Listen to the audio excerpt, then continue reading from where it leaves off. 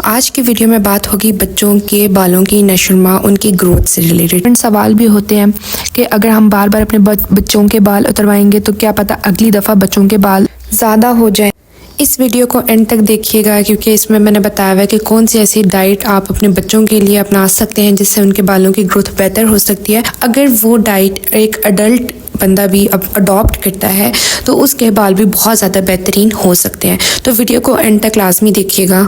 इससे रिलेटेड अगर बात की जाए, देखिए आप बार बार उसके बाल उतरवा कर उनको ज़्यादा तो नहीं कर सकते। ये बच्चा जो है अपने जीन्स में लेकर आता है, उसके फीचर्स कैसे हैं, आंखों का कलर कैसा है, उसके बालों का कलर कैसा है, बच्चे का रंग, तो ये तमाम चीज़ें बच्चा जब पैदा होता है अपने जीन्स में लेके पैदा होता है। ये ना ख़ानदानी चीज़ें चली आ रही होती हैं। कुछ खानदानों में गंजापन जल्दी आ जाता है और कुछ खानदानों में बूढ़ों के सरों पे बाल ऐसे ही होते हैं जैसे जवानी में हो। तो जब मेरा बेबी पैदा हुआ उसके सर पे इतने ज़्यादा बाल थे और इतना सिल्की था, जैसे कि आप देख सकते हैं। इसके बाल उतरवाए हमने, दूसरी दफ़ा इसके बाल आए वो भी जल्दी आ गए और माशाल्लाह माशाल्लाह इसी तरह सिल्की आए, हेल्दी आए। इसी तरह बालों का पतला होना, कम होना, ये चीज़ें आप खुद से ज़्यादा तो नहीं कर सकते, लेकिन कुछ एहतियाती तदबीर आप अपना सकते हो जिससे इनकी नशोनुमा बेहतर हो सके। बच्चे के वैसे भी 6 से 12 महीने तक बाल पतले ही होते हैं, उसके बाद आस्ता आस्ता बच्चे में फीचर्स भी नुमायां होने लग जाते हैं और बालों की ग्रोथ भी बेहतर होने शुरू हो जाती है। कुछ टिप्स हैं जिससे आप अपने बेबी की हेयर की ग्रोथ या उसकी नशोनुमा बेहतर कर सकते हो। नंबर 1 है ऑयल।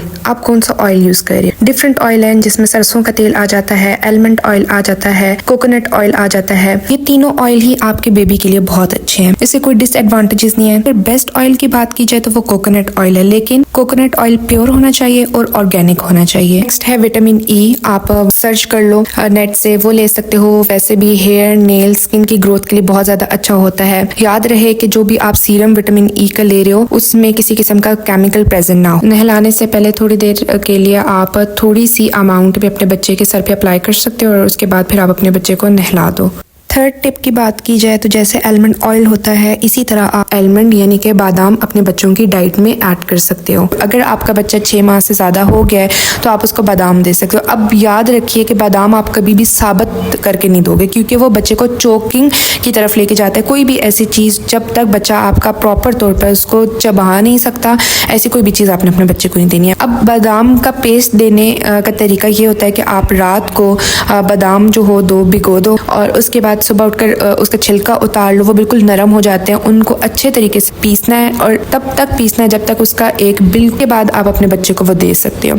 तो वो डाइट के लिहाज से भी बहुत अच्छा है, लेकिन ये तब स्टार्ट करना है जब आपका बच्चा 6 माह से ऊपर का हो जाए। इसी तरह 4 टिप की बात की जाए तो जब आप अपने बच्चे को नहलाते हैं उस दौरान आपने कुछ चीज़ों का ध्यान रखना होता है। पहली चीज़, अगर आप कोकोनट ऑयल यूज़ कर रहे हो तो उसकी आप अच्छे से हेड मसाज करो। सेकेंड थिंग, इसके पेरेंट्स जल्दी में ये लापरवाही करते हैं कि जल्दी जल्दी बच्चे के बालों को सुखाने की नीयत से तौलिया रगड़ते हैं, वो चीज़ आपने नहीं करनी। जेंटली पैट करके आपने अपने बच्चों के बाल सुखाने हैं। अक्सर वालिदैन हैं वो ड्रायर का इस्तेमाल करते हैं। ज़्यादा हीट हमेशा बालों को डैमेज करती है। जो टॉवल है बच्चे का उसका फैब्रिक सॉफ्ट होना चाहिए, किसी भी किस्म के बच्चे को इरिटेशन ना हो। जब भी बच्चे को नहलाएं तो वो नीम गर्म पानी से नहलाएं। आपने खुद भी नोट किया होगा कि जब हम खुद भी गर्म पानी का इस्तेमाल करते हैं तो हमेशा हमारे बालों में डैंड्रफ ज़्यादा हो जाती है। खुद के लिए भी आप तरीका अपना सकते हो कि नीम गर्म पानी का आप इस्तेमाल करो। कोई भी ब्रशेज या कॉम यूज़ कर रहे हो रेगुलर की बेस पे करो और बिल्कुल स्मूथ ब्रशेस आपने यूज़ करने हैं। रेगुलर जब आप करते हो तो एक तो ये होता है कि जो डेड बाल होते हैं वो रिमूव हो जाते हैं। दूसरा उसका ये फ़ायदा होता है हेड में सर्कुलेशन ऑफ ब्लड है उसको बेहतर करते हैं। सबसे मेन चीज़ होती है बच्चे की खुराक। जब तक बच्चे की खुराक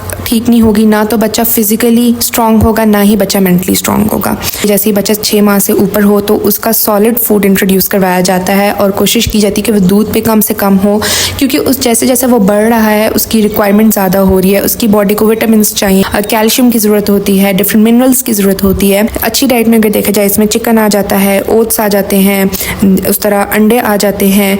इसी तरह आप डिफरेंट जो वेजेस है अपने बच्चे को इंट्रोड्यूस करवा सकते हो जिसमें ब्रोकली आ जाती है। इस तरह आयरन लेवल भी आपके बच्चे का मेंटेन रहता है।